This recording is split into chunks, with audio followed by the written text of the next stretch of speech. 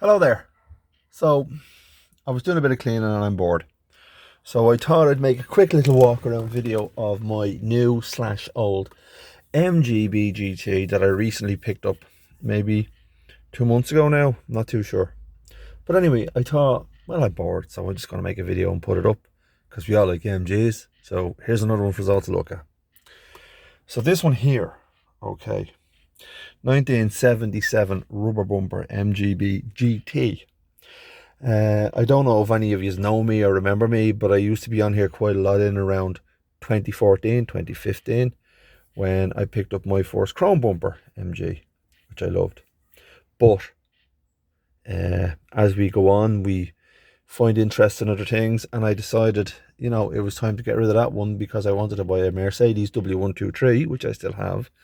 But of course, after that, then again, a couple of years later, which we fast forward to now, I wanted another MG. So as some of you might have seen, I already picked up two for restoration, and then this one fell into my lap and I couldn't turn it down. It was on a bank holiday, I think in July. Is there a bank holiday in July? I don't know. It's Ireland, so there probably is. Maybe there isn't. Anyway, I do remember it was a bank holiday a couple of weeks ago. So this is her. Okay. I'm after being cleaning today. It's getting a bit dull now.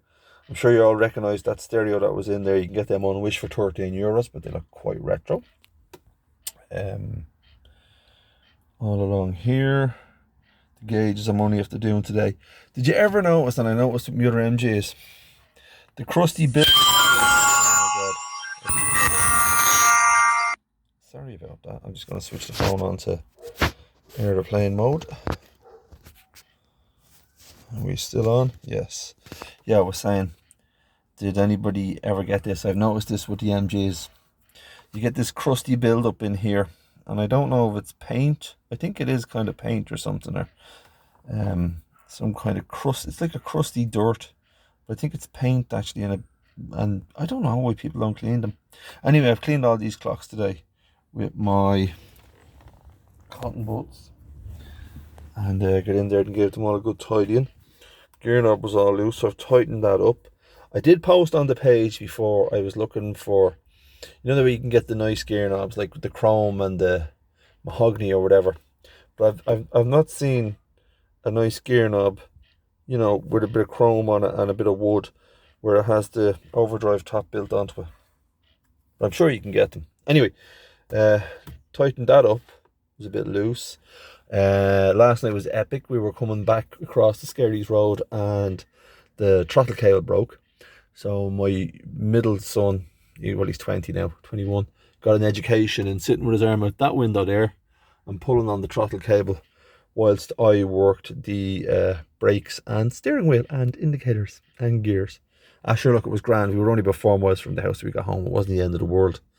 And I know you could have probably done it with the choke. My choke is a bit funny, and I'll show you why later on, because I like SU carbs. This doesn't have SU carbs in it. Anyway, this is her.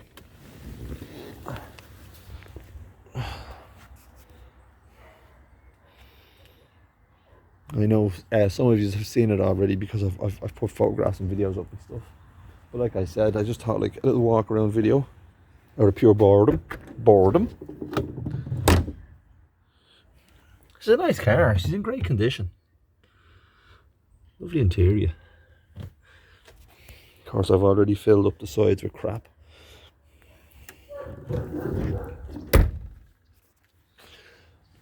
Put the cherry bomb on. Connected to full stainless. The reason I put the cherry bomb on, because what was on there just wasn't doing the job. I mean, I don't like big screaming pipes, don't get me wrong, but I don't know what the crack was, but anyway, I took the back box off, replaced it with the cherry bomb. It sounds better. Mini lights, I think they set the car off really well, especially the rubber bumper. Just on a side note, I know lots of people, this thing about rubber bumper, chrome bumper, I actually prefer the rubber bumper, and I went down my way to get rubber bumpers rather than chrome bumpers this time. I just like the chrome. I like the rubber bumpers much better. There.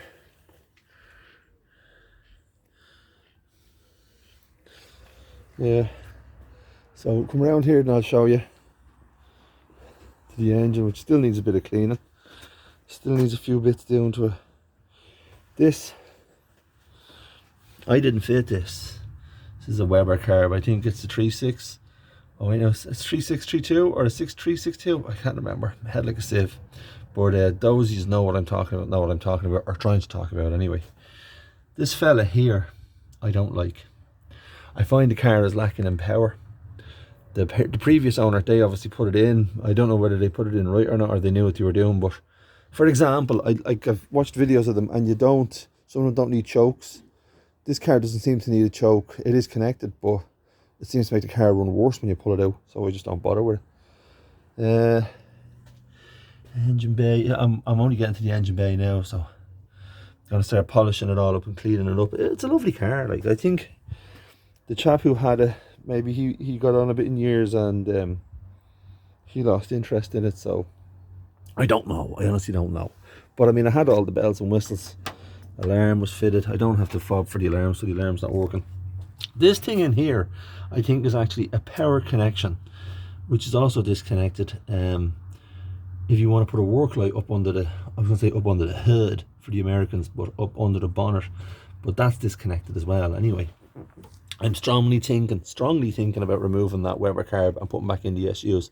See, I just love all the original stuff, you know. Yeah. And another thing, I was wondering if anybody on here might know, maybe you know the previous owner of this car. I think, no, not the previous owner, sorry, I apologize. Not the previous owner I bought it from, but the previous owner who actually owned the car when it lived in the UK. And I'll tell you how you know in Ireland that a car is imported. If you look here on the plates, it's very simple really, 77 KE. So we wouldn't have had a 77 KE back in the day. That's not how air plates worked. When you import a car into Ireland and it's an old car, you have a choice of two ways of doing it. Your plates can read ZV, or you can have the year and the county that it's registered to on the plates. So we didn't actually get, I think it was early to mid 80s when we started getting European plates in, which is where 88D came from, you know, D representing Dublin, 1988 being the year. So this here, like 77 KE, this indicates that this car has been imported into the country. And when I got it, I haven't got them here, but I had MG Club stickers in the window for Swansea, which were planted firmly on here, which I firmly removed because I don't like stickers. Certainly don't like them in the windows, on the front or the back of the car. But there was a good couple of stickers on there, and I'm sure it was MG Owners Club in Swansea. But one or two years, or maybe somebody here might recognise this car from the UK, because it does kind of stick out a bit. It's Primrose, rubber bumper, leather interior, 1977. And I think it originally came out of Swansea. So if anybody knows the previous owner, you know, I'd be interested, because of course, you know, like the rest of us, I'm always looking to put bundles together, bundles of history, bundles of photographs, whatever has belonged to the car going back through the years, like we all are. But unfortunately, some cars come with no history and no photographs because, well, who knows what happens, you know, God, people pass away and whatnot.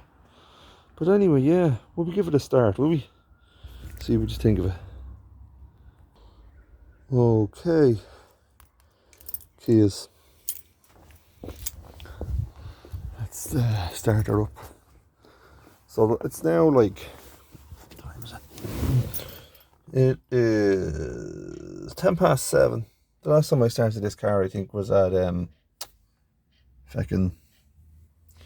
what time was it? It says around 12:30 today. That's warm enough.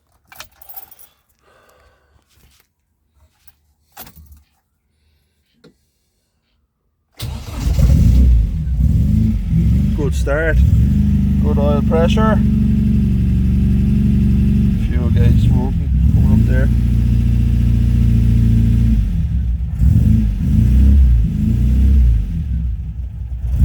I know some people like to idle their cars. Well, I know the proper is what, it's 10, isn't it? Do you know what, I don't know, I just like them idled around 6 and 7. I know the proper is 9 and 10, but for me 6 and 7, I just like that low rumble, you know.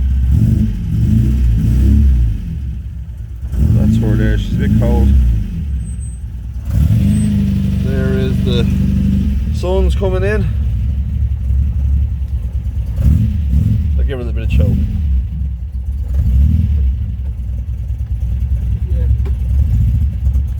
See, it runs worse with the choke. That's what I'm telling you. So that's the carbs. I've watched a few videos on them. I ain't going near the Weber carb because I haven't got a clue about it.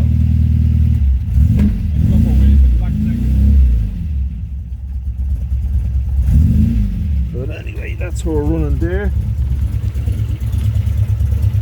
Where's that? What's your vape? I thought it was smoke after coming out of the car. It's his vape. Jesus Christ. Oh, children today.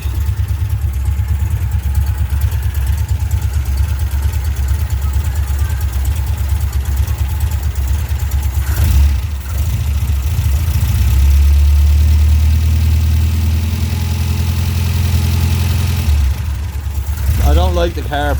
I'd rather have SUs, the original cans.